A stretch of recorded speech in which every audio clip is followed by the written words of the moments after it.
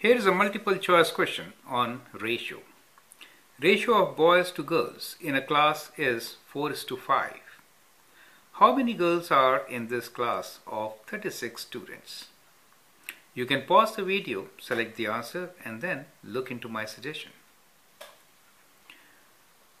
Well, what we can do is we can figure out how many girls and boys are there in the class.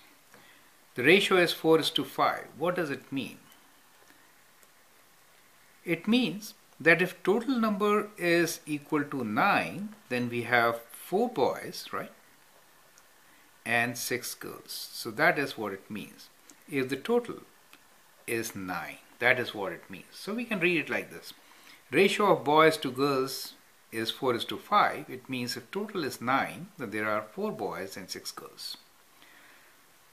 How many girls are in this class of 36 students? But if the total is 36, then we need to find how many boys and girls are there in the class.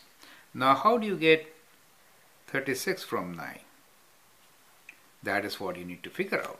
It is times 4. So you do times 4 and you can get your answer, right?